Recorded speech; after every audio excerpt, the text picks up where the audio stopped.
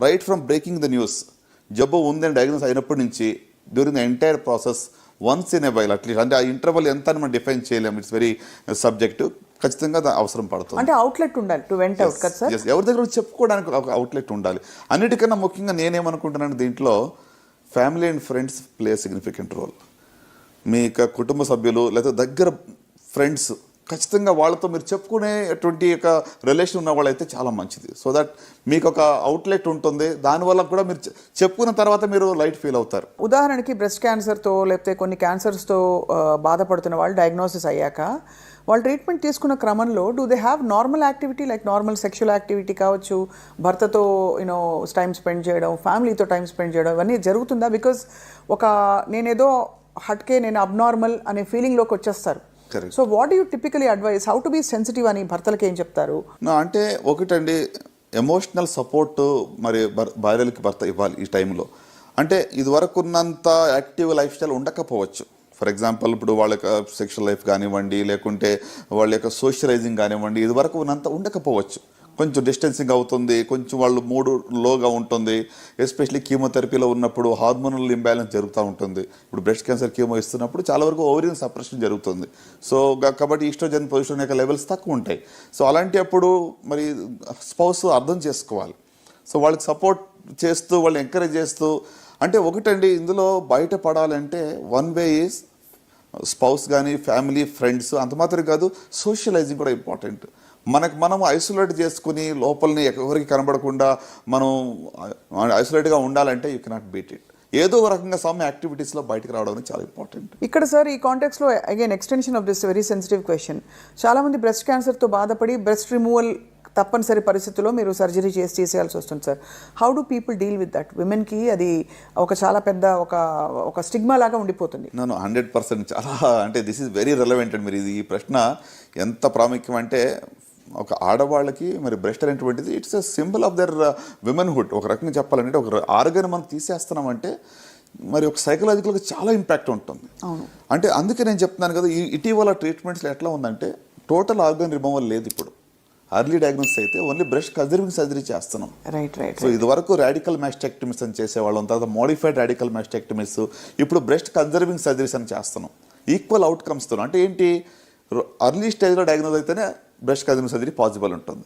పెద్ద గడ్డ వచ్చినప్పుడు చేయలేకపోవచ్చు, రొమ్ము పూర్తిగా తీసే అవకాశం ఎక్కువగా ఉంటుంది. సో కనుక ఒకవేళ రొమ్ము పూర్తిగా తీయవలసి వచ్చినా కూడా పానిక్ అవ్వాల్సిన అవసరం లేదు. ఎందుకంటే there are lot of reconstruction options today. అవును, సేమ్ సిట్టింగ్లో రీకన్స్ట్రక్షన్ చేయొచ్చు, లేకపోతే ట్రీట్మెంట్ అయిన తర్వాత కూడా బ్రెస్ట్ రీకన్స్ట్రక్షన్ చేయవచ్చు. తమ ఓన్ టిష్యూస్తోనే చేయొచ్చు, లేకుంటే బయట నుంచి ఒక ప్రాసెస్ పెట్టానా కూడా రీకన్స్ట్రక్షన్ చేయవచ్చు.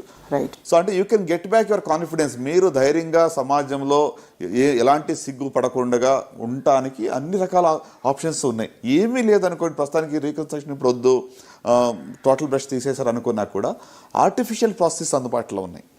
సో అట్లీస్ట్ అంటే అవి మనం వాడుకొని కూడా you can easily move around. అంటే నలుగురు మధ్యలో వెళ్ళాలి, నాకు ఎంతో సిగ్గుగా ఉంటుందని భయపడే అవసరం లేదు. చాలామంది నా ఫ్రెండ్స్ ఉన్నారు సార్, ఒవేరియన్ క్యాన్సర్ లేదు ఓవరీస్లోకి అది వ్యాప్తి చెందుతోందనే ఒక భయంతో ఓవరీస్ కూడా తీసేసిన వాళ్ళు, they feel less of a woman. Correct డెఫినెట్గా అండి. అంటే ఎస్పెషల్లీ బ్రెస్ట్ క్యాన్సర్లో యంగర్ ఉమెన్లో ప్రీమెనోపాజల్లో ఓవరియన్ సప్రెషన్ అనేది ఒక ట్రీట్మెంటే. ఇక హార్మోన్ థెరపీలో కూడా ఓవరీ సప్రెస్ అవుతుంది, కీమోతో కూడా సప్రెస్ అవుతుంది. అలాగే కొంతమందికి ట్రీట్మెంట్ కానీ ఓవరీస్ తీసేస్తాం. అవును. సో కాబట్టి definitely they will go through this. అంటే ఈ యొక్క హార్మోనల్ ఇంబ్యాలెన్స్ వల్ల విమెన్హుడ్ అనేటువంటిది తగ్గింది అనేటువంటిది వాళ్ళకి ఫీలింగ్ ఉంటుంది. సో దీనికి దట్స్ వాట్, అంటే సపోర్ట్ చాలా ఇంపార్టెంట్. అన్ని రకాలుగా friends, families, counsellors, doctors, society at large is responsible. అది అంటే వాళ్ళని ఏదో చిన్న చూపు చూడక, డిఫరెంట్గా చూడక, they are part of us అనేటువంటి ఒక కాన్ఫిడెన్స్ వాళ్ళకి మనం ఇచ్చే బాధ్యత మనందరి మీద కూడా ఉంది. తప్పకుండా సార్. ఐ థింక్ ఈ రెలవెంట్ పాయింట్స్ని మనం ఓపెన్గా డిస్కస్ చేయడం ద్వారా ఎవరికైనా ఇలాంటి సమస్య రెజొనేట్ అవుతే వాళ్ళు చూసే వాళ్ళకి డెఫినెట్గా they will find the ray of hope. అంటే మీలాంటి గొప్ప ఎక్స్పర్ట్స్ నుంచి సార్. ఈ కాంటెక్స్లో before I close this segment sir, చాలామంది మనకి ప్రముఖులు, సోనాలి బెంద్రే, అలాగే వీ హ్యావ్ మమతా మోహన్ దాస్, వీళ్ళందరూ క్యాన్సర్ బారిన పడి బయటపడ్డవాళ్ళు సార్. మనీషా కొయిరాలా గారు, వాళ్ళు ఇన్ఫ్యాక్ట్ వాళ్ళు ఇది చేసి మొత్తం హెయిర్ షేవ్ చేసేసుకుని కూడా అది ప్రౌడ్గా they have actually held up the ఇది their image and their confidence. అవునండి. So would you like to say anything? అంటే వాళ్ళకి క్యాన్సర్ వస్తుందని ఎవరు నమ్మరు చూస్తే, వాళ్ళ సినిమాలు చూసినా. అంటే క్యాన్సర్ ఈజ్ అందరికీ ఎవరికైనా రావచ్చు, but at the same time it can be cured అని ప్రూవ్ చేసిన వాళ్ళు. అవునండి. ఫర్ ఎగ్జాంపుల్ ఇప్పుడు మీరు ఇందాక చెప్పినట్టుగా మనీషా కొయిరాలా కానివ్వండి, లేకుంటే సోనాలి బెంద్రే గారు, ఎంతో మరి వాళ్ళు ఏదో అర్లీ స్టేజ్లో కనుగొని ఈజీగా ఫైట్ చేసి వచ్చిన వాళ్ళు కూడా కాదు. They fought with the disease which was relatively advanced. అంటే నేనేమంటానంటే హోప్ అనేది రియల్ అనేది నమ్మాలి first. Right. It is real. నిజంగానే మేము బయటపడే అవకాశం ఉంది అనే దాన్ని ఫస్ట్ మనం నమ్మాలి. మనకే హోప్ లేనప్పుడు ఎవరు ఎన్ని చెప్పినా ఒక నెగిటివ్ మైండ్ సెట్తో ఉంటే యూ కెనాట్ ఓవర్కమ్. సో వీళ్ళు బయట పడ్డారంటే ధైర్యంతో పోరాడారు. ఒక హోప్ అనేది నిజంగానే వాళ్ళు పెట్టుకుని పాజిటివ్ ఎమోషన్స్తో ముందుకు వెళ్ళి దే హ్యావ్ ఎండ్యూర్డ్. ఈ పెయిన్ని వాళ్ళు సహించుకుంటూ ముందుకు వెళ్ళారు, బయటపడ్డారు. సో ద మెసేజ్ ఈస్, అంటే నయం అవుతుందా లేదా అనే దానికి వస్తే 100% నేను చెప్పలేనేమో కానీ హోప్ ఉందా లేదని అడుగుతారు. హోప్ నిజంగానే ఉంది. Even in relatively advanced disease also hope. నేను ఎంతోమంది పేషెంట్స్ స్టేజ్ 4 మేము గివ్ అప్ అయిన వాళ్ళు కూడా వాళ్ళు పోరాడి బయటపడ్డారు. Right. So given that it is real. అంటే ఏదో ఊరికనే ఒక హాస్పిటల్ వాళ్ళు డాక్టర్స్ వ్యాపార రీతిగా ఏదో వీళ్ళు బాగుంటుంది బాగు చేస్తామని చెప్పి వాళ్ళని బండి గెనటానికి, లేకపోతే ఒక కమర్షియల్ ఇంట్రెస్ట్తో ట్రీట్మెంట్ ఇస్తారని కూడా చాలాసార్లు ఇప్పుడు నమ్మకం తగ్గిపోయిందండి హాస్పిటల్స్ డాక్టర్స్ మీద. సొసైటీలో నిజంగా చెప్పాలంటే చాలా వరకు ఆ ట్రస్ట్ తగ్గింది. సో గివెన్ దట్ నా మెసేజ్ ఏంటంటే ఎస్పెషల్లీ సాక్షి ప్రేక్షకులకి, హోప్ ఈజ్ రియల్. మీరు ఏ స్టేజ్లో ఉన్నా కూడా నిజంగానే హోప్ ఉంది.